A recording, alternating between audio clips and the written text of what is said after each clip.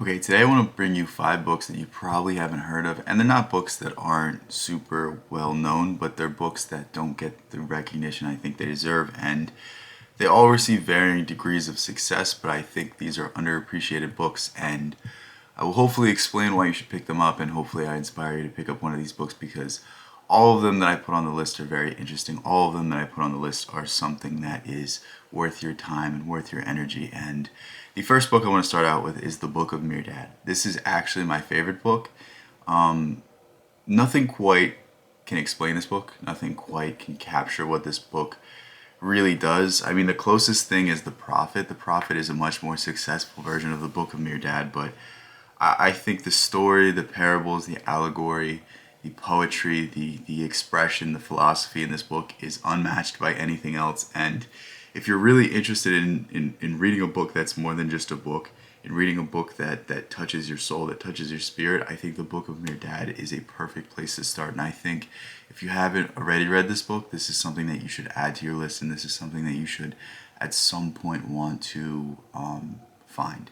And the thing about this book is it basically has no talk about it. It basically is not remembered. It's something that really never got the success it deserves because it's I read it and I'm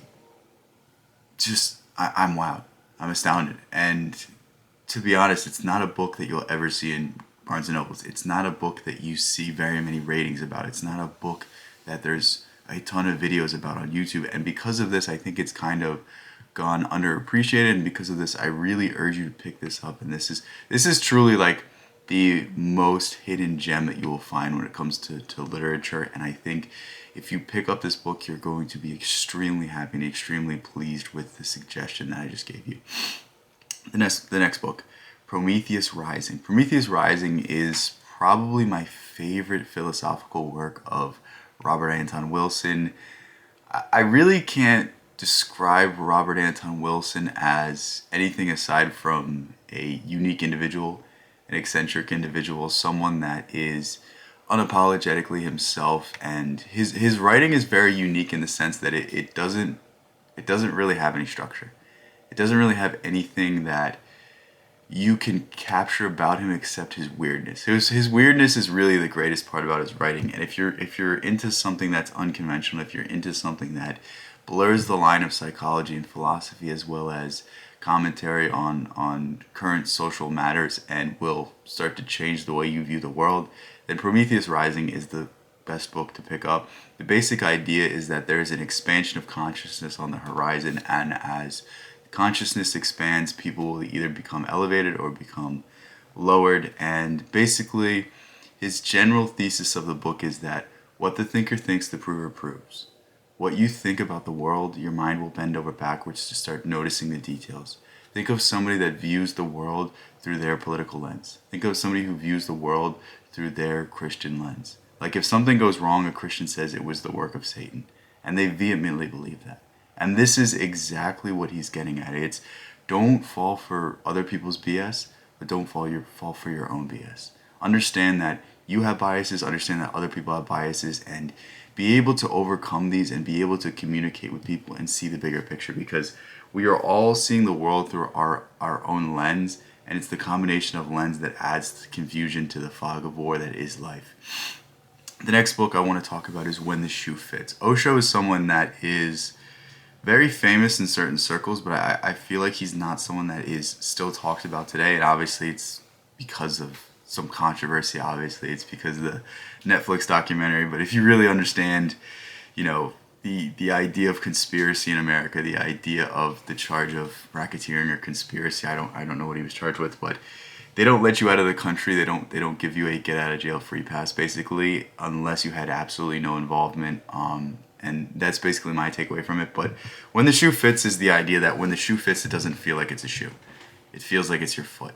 And that's what he's talking about. That's what he's urging you to start living your life like.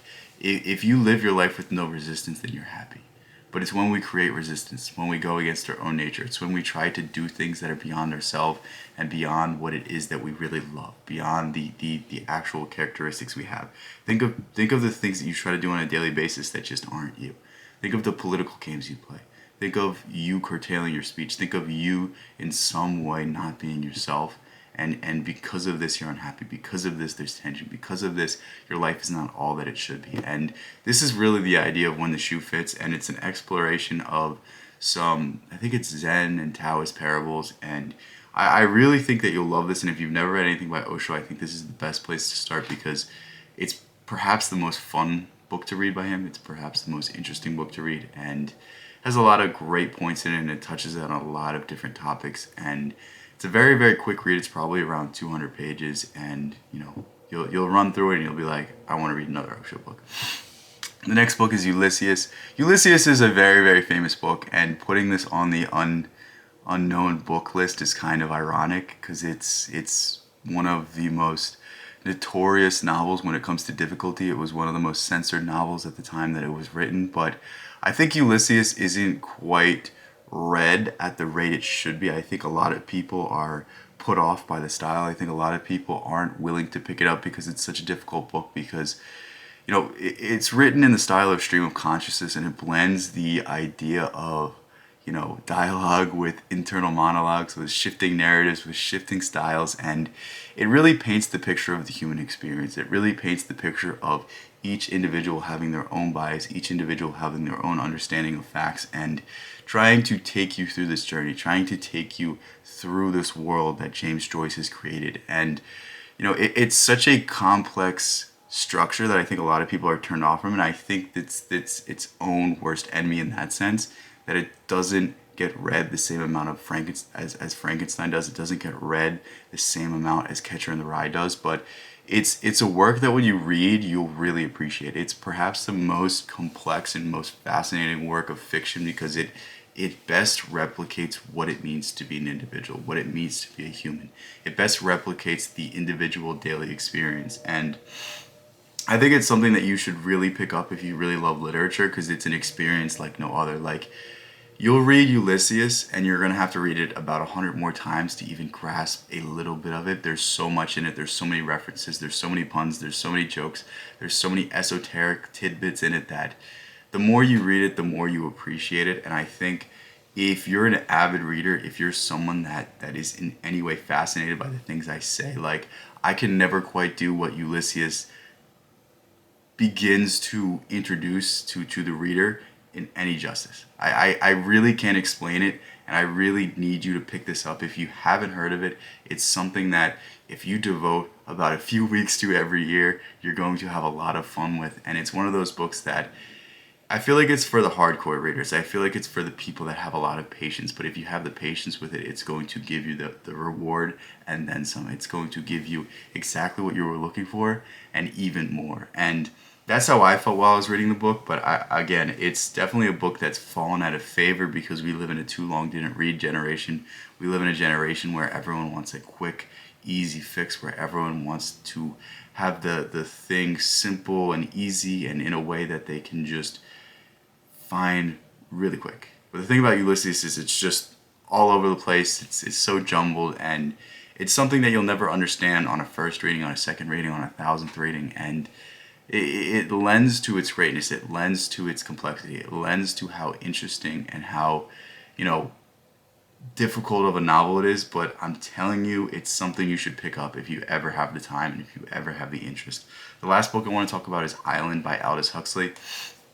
Island is something that I think honestly might be more insightful than Brave New World. If you don't know who Aldous Huxley is, he's the writer of Brave New World. Brave New World is like one of the top 2 dystopian novels, I would say. There's 1984, then there's Brave New World, and they both kind of accurately predict the best out of any work of science fiction, out of any work of a dystopian future. And basically what Island is it's Huxley's final magnum opus on how we can fix society, how we can take technology and use it for our benefit, how we can take the good assets that come from human advancement and combine it with a spiritual sense. Because think about it this way, like, we'll design automobiles, we'll design cars that pollute the environment, that damage humanity.